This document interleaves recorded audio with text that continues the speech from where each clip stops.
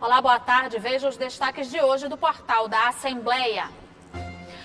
Pesquisa do Unicef aponta regressão crítica no nível de aprendizado de estudantes brasileiros. Saiba quais são as alterações da lei sobre veiculação de propaganda partidária que começa a valer este ano. As vantagens da emissão do CPF para crianças. E a importância do diagnóstico precoce para o sucesso no tratamento contra o câncer de mama. É agora no portal da Assembleia.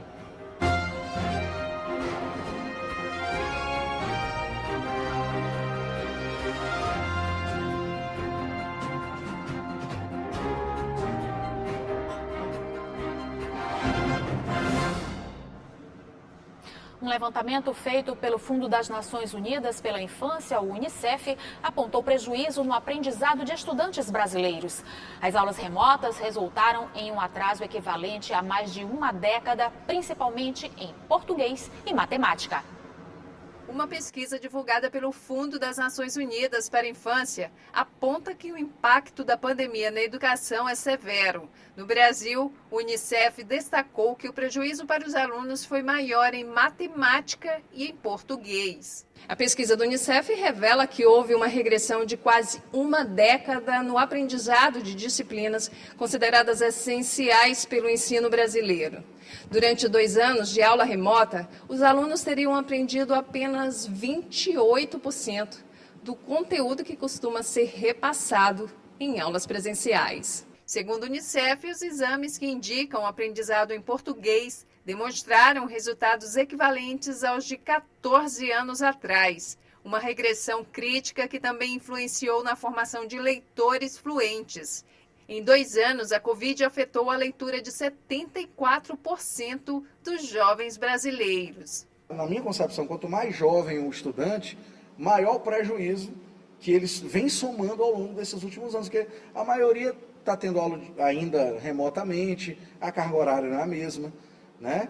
Eu, assim, até de parentes e amigos, ouvi vários relatos de que era praticamente insuportável ter 2, 3 filhos.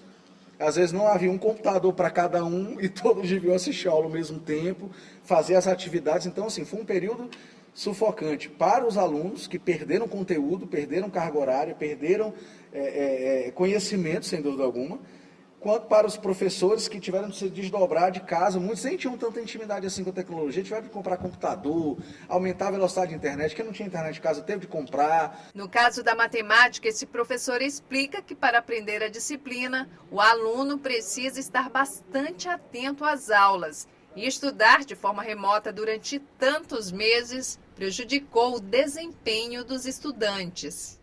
A matemática ela necessita de muito treinamento, de muito exercício e de uma pessoa ao lado para poder estar dando aquele apoio.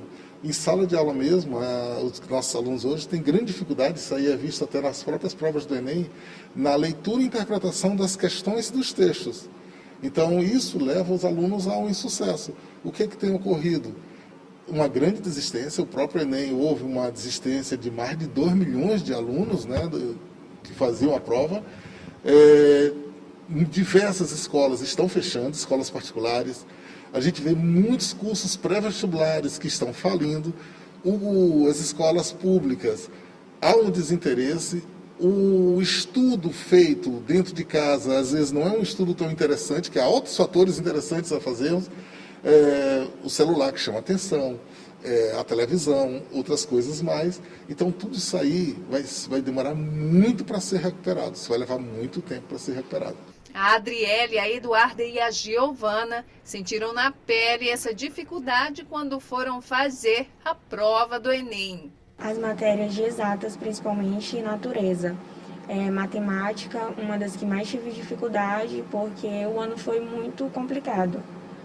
Muita aula remota e não dá para a gente acompanhar direito com as aulas remotas, porque é muito cálculo, é bastante detalhe. Então a dificuldade foi essa adaptação às aulas remotas, que não teve adaptação, porque não funcionou.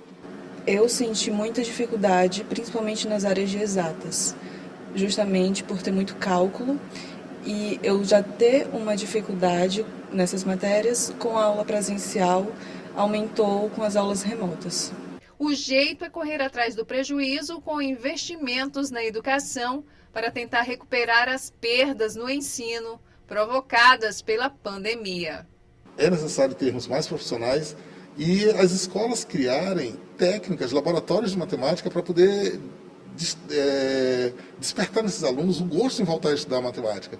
Não só laboratórios, mas levar eles para ver a matemática na prática, para poder sentir o que é a matemática, como ela foi construída, de onde vem, e não só aquela coisa de decorar forma e resolução de exercícios. Nesse momento de volta às aulas, é fundamental fazer a busca ativa, ou seja, ir atrás de cada criança e cada adolescente que ficou sem aprender na pandemia, ou mesmo que já estavam fora da escola antes dela. É necessário também investir para recuperar a aprendizagem e garantir que cada criança e cada adolescente tenham o direito de estar na escola aprendendo. Ainda de acordo com a pesquisa do Unicef, milhões de crianças em várias partes do mundo tiveram a saúde mental afetada. Houve aumento de risco de abuso, além de falta de acesso a uma fonte regular de nutrição. É necessário um apoio intensivo para recuperar a educação perdida. E o governo federal autorizou o retorno obrigatório da veiculação das propagandas partidárias este ano. Algumas regras foram definidas, como porcentagem de cada partido para a participação feminina e espaço para a participação de jovens e negros. A propaganda partidária volta a ser obrigatória no rádio e na TV este ano. A alteração na lei sancionada pelo presidente da República estabelece novos critérios, entre eles a veiculação de conteúdo partidário no horário das 7h30 às 10h30 da noite, no intervalo da programação de emissoras de rádio e televisão nacionais e estaduais. A lei também estipula o uso de pelo menos 30% do tempo destinado a cada legenda para a promoção e difusão da participação feminina na política e sem delimitar tempo. Cada partido terá também que garantir um espaço para estimular a participação de negros e jovens. Uma das novidades da legislação é que não haverá compensação fiscal às emissoras pela seção do horário em que será difundida a propaganda partidária. O texto original previa a compensação, mas a possibilidade foi vetada pelo Executivo. Ele também vetou, o presidente, no tocante à compensação fiscal financeira do horário de rádio e televisão, no momento em que passava essa inserção eleitoral. O tempo de propaganda leva em consideração o número de parlamentares com o mandato na Câmara dos Deputados. Serão 20 minutos, com exceção de 30 segundos, de 10 até 20. Tem 10 minutos também com 30 segundos, e até 5 minutos, até 5 deputados com 5 minutos, e sessão de 30 segundos. Então, portanto, é essa exatamente agora a revigoração daquela lei anterior que foi extinta em 2017. Os partidos que não atingiram o número de deputados federais eleitos não terão direito ao tempo de inserções para veiculação de conteúdo em rádio ou TV. E veja no próximo bloco as vantagens da emissão do CPF para crianças. E além do diagnóstico precoce, a importância da reconstrução mamária após a mastectomia de pacientes com câncer. Você acompanha logo após o intervalo.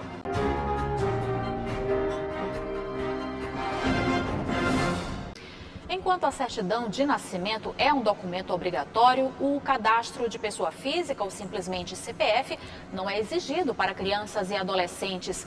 Mas ter o documento nessa faixa etária traz benefícios para o cidadão. A vacinação infantil já começou em muitas cidades. Desde dezembro, a imunização das crianças com a nova vacina Pfizer já havia sido autorizada pela Agência Nacional de Vigilância Sanitária. Para realizar o cadastro e ter acesso ao imunizante, um dos documentos necessários para a identificação da criança é o cadastro da pessoa física, o CPF. Ao contrário da certidão de nascimento, que tem a emissão obrigatória para todo recém-nascido, tirar o CPF durante a infância ou adolescência é uma tarefa opcional, mas obtê-lo pode trazer vantagens. Aqui em São Luís, essa emissão de documento pode ser feita no Viva Cidadão. Para realizar, é necessário apresentar um documento de identidade com foto do adulto. Nesse momento de vacinação das crianças e também de volta às aulas, é importante que os pais mantenham os documentos das crianças em dia, atualizados. E o Viva Cidadão faz a emissão do RG+, e do CPF. É importante que as crianças venham fazer essa emissão para garantir a sua cidadania, para garantir até uma praticidade na hora de carregar os seus documentos. As vacinações para crianças e adultos estão acontecendo no Centro de Vacinação do Sebrae, da UFMA, da UEMA, no drive-thru do Shopping da Ilha, Selma e no IFMA do Maracanã. Termina hoje o prazo para o recebimento do cartão cidadão para quem teve o cadastro aprovado. Os beneficiários devem comparecer à central de atendimento, que fica no terminal de integração da Praia Grande, até às 5 horas da tarde, levando um documento de identificação oficial com foto. Quem não for buscar o cartão cidadão terá o benefício cancelado. Lembrando que o cartão cidadão garante passagens gratuitas às pessoas moradoras de São Luís que ficaram desempregadas e que não recebem seguro-desemprego. O câncer de mama é apontado como mais frequente entre as mulheres, de acordo com o Instituto Nacional do Câncer.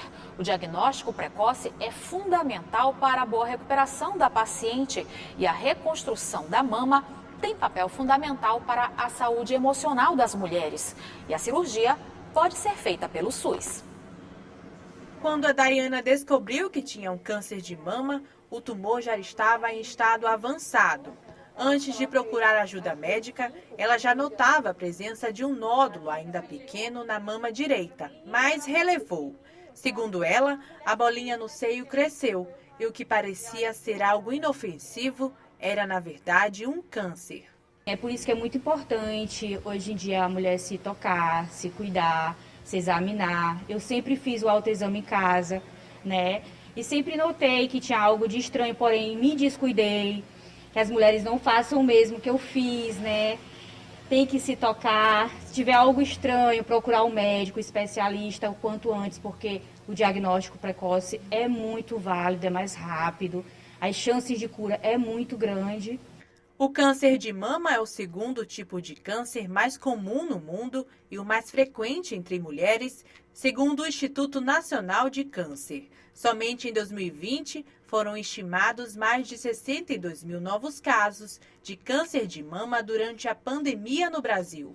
A doença é um grave problema de saúde pública e, por isso, a incidência de novos casos tem subido muito nos últimos anos.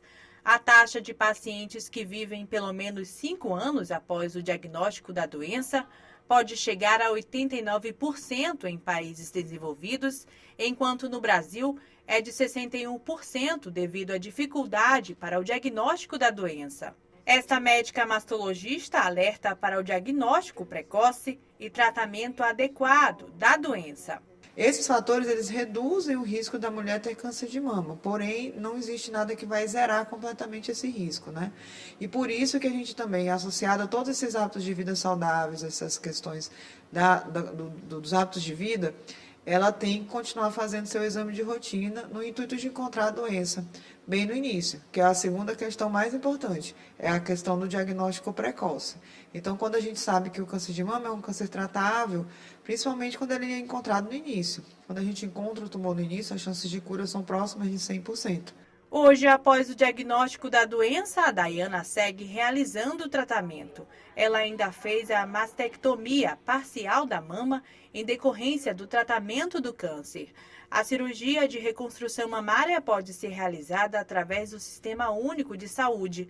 Para solicitar o benefício, o paciente pode agendar a cirurgia no local do tratamento ou até se dirigir a uma unidade básica de saúde e solicitar.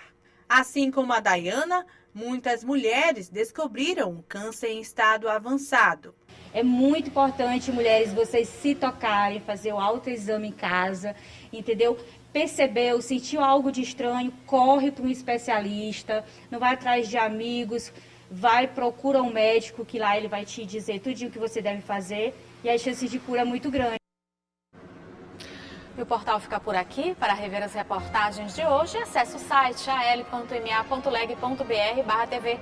Uma ótima tarde para você. A gente volta a se encontrar amanhã. Até lá!